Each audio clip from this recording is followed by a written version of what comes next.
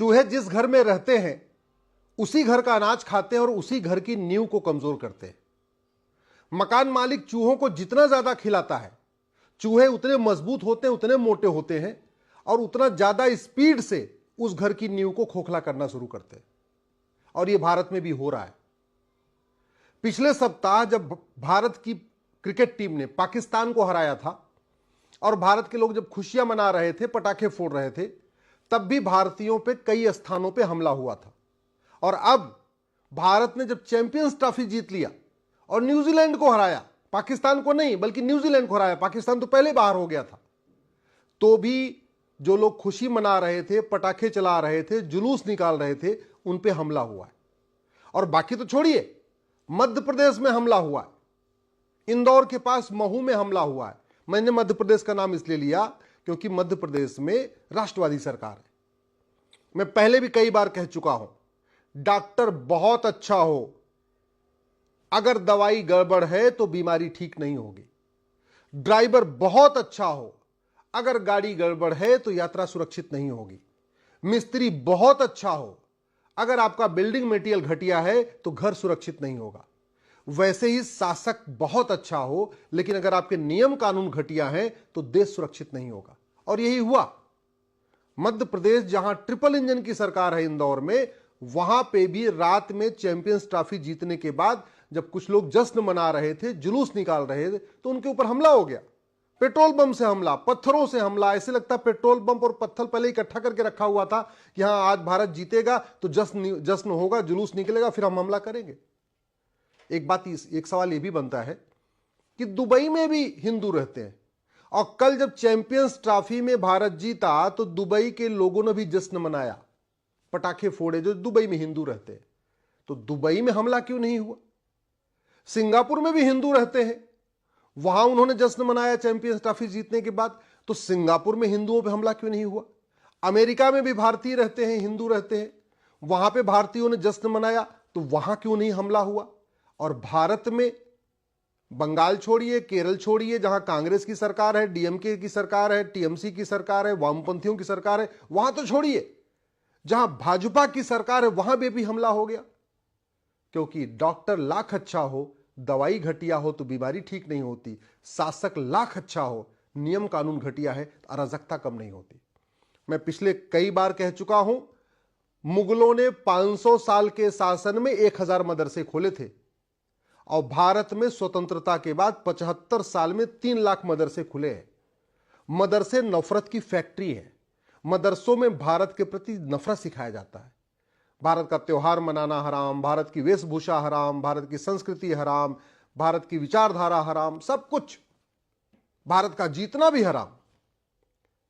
और ये क्यों? क्योंकि मदरसों की संख्या जो पहले मुगल काल में 1000 थी, अब वो संख्या 3 लाख से ज्यादा हो चुकी है। जब तक ये मदरसे नहीं बंद होंगे, नफरती सोच नहीं बंद होगी। जब शिक्षा में संस्कार होगा, कानून का खौफ होगा, तब जाके देश की एकता अखंडता मजबूत होगी।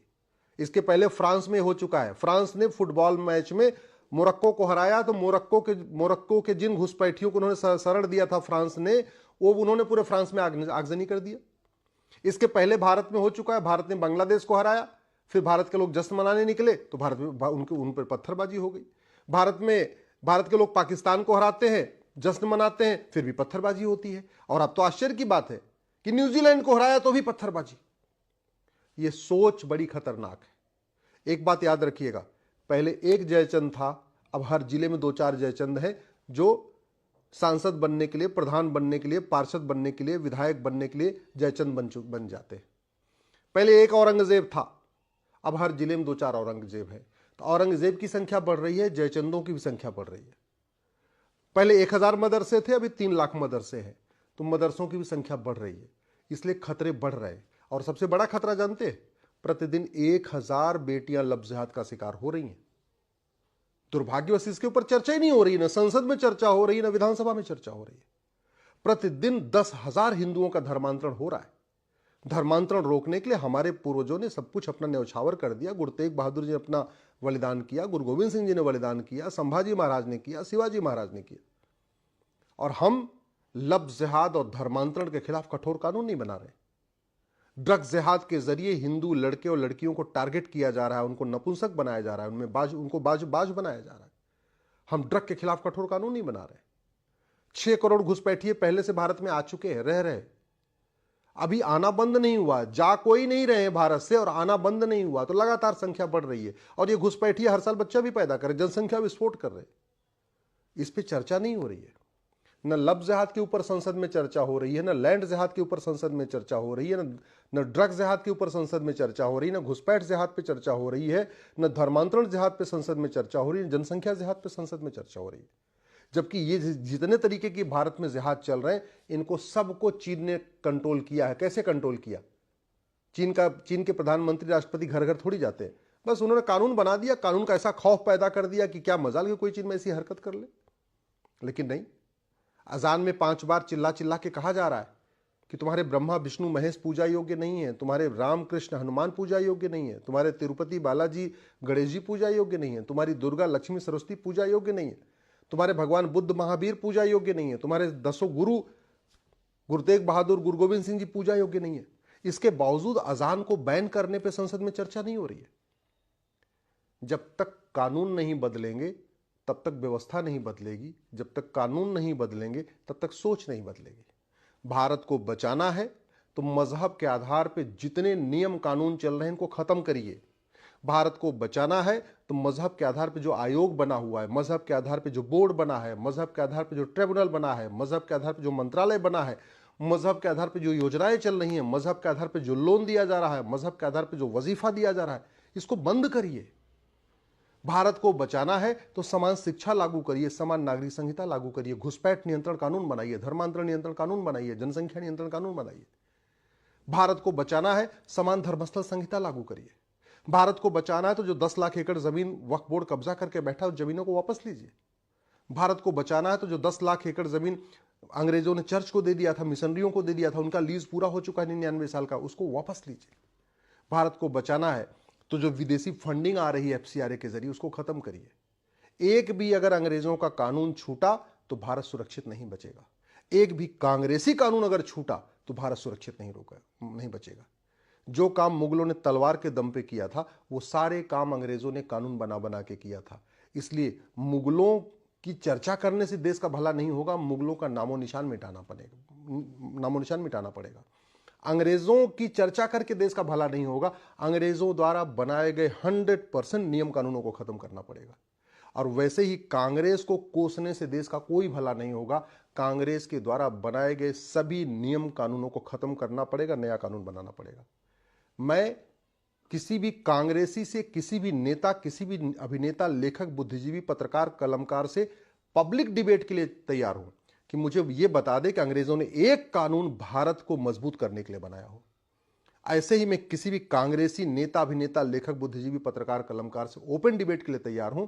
कोई एक कानून कांग्रेस बता दे कि कांग्रेस ने एक कानून बनाया भारत की संस्कृति को मजबूत करने के लिए, सनातन धर्म को मजबूत करने के लिए, भारत की परंपरा को मजबूत करने के लिए। न अंग्रेजों ने एक कानून बनाया भारत के हित में, न कांग्रेस ने एक कानून बनाया भारत के हित में। कानून दिखता अलग है लेकिन उसका अल्टीमेट जो मोटिव रहा है वो भारत को बर्बाद करने में रहा है। आप 1950 से लेकर 2014 तक कांग्रेस की सरकारें रही हैं, उठा के देख लीजिए, उन्होंने एक एक कानून, वक्फ एक्ट बना दिया लैंड जिहाद को प्रमोट करने के लिए, प्लेस ऑफ वर्शिप एक्ट बना दिया बाबर, हुमायूं, तुगलक, गजनी, गोरी, खिलजी, औरंगजेब के इलीगल काम को लीगलाइज करने के लिए, माइनॉरिटी कमीशन एक्ट बना दिया हिंदुओं को आपस में बांटने के लिए और मुस्लिम और क्रिश्चियन को फायदा पहुंचाने के लिए, 2010 में एफसीआरए बना दिया विदेशी फंडिंग कराने के लिए। तो जब तक कांग्रेस का बनाया हुआ एक भी कानून बचा हुआ है, भारत सुरक्षित नहीं होगा। इसलिए मैं आप लोगों से निवेदन कर रहा हूं, जितने मजहब के आधार पर नियम कानून चल रहे हैं, मंत्रालय, बोर्ड, योजना, ट्रिब्यूनल, जो कुछ चल रहा है, इसको खत्म करने की मांग करिए और प्रत्येक कानून को रिव्यू करके नए कानून बनाने की मांग करिए। डॉक्टर बदलने से बीमारी ठीक नहीं होती है, बीमारी ठीक होती है दवाई बदलने से। इसका उदाहरण आपने देख लिया, चाहे उत्तर प्रदेश हो, वहां पे भी लव जिहाद, लैंड जिहाद, धर्मांतरण जिहाद, घुसपैठ जिहाद चल रहा है, जनसंख्या जिहाद चल रहा है। मध्य प्रदेश, राजस्थान, छत्तीसगढ़, उड़ीसा, मतलब जहां अपनी राष्ट्रवादी सरकार है वहां पे भी न लव जिहाद खत्म हो रहा है, न लैंड जिहाद खत्म हो रहा है, न धर्मांतरण जिहाद खत्म हो रहा है, न घुसपैठ जिहाद खत्म हो रहा है, जनसंख्या जिहाद खत्म हो रहा है। क्यों? क्योंकि डॉक्टर बदलने से बीमारी ठीक नहीं होती है, बीमारी ठीक होती दवाई बदलने से। और दवाइयां पुरानी चल रही हैं, कानून पुराने चल रहे हैं, शासक बदल रहे हैं, सांसद बदल रहे हैं, मंत्री बदल रहे हैं, विधायक बदल रहे हैं, मुख्यमंत्री बदल रहे हैं, कलेक्टर बदल रहे हैं, कप्तान बदल रहे हैं। तो अब अराजकता कम नहीं हो रही, कानून नहीं बदलने से अपराध कम नहीं हो रहा। कानून नहीं बदल, चूंकि हमने election reform, police reform, judicial reform, tax reform, कोई रिफॉर्म तो किया नहीं है। तो जो अराजकता है, जो अपराध है, जो जिहाद है, जो धर्मांतरण है, वो रुक नहीं रहा है। कानून बदलना पड़ेगा, यही परमानेंट सोल्यूशन है, नहीं तो फिर देश बर्बादी की तरफ बढ़ेगा।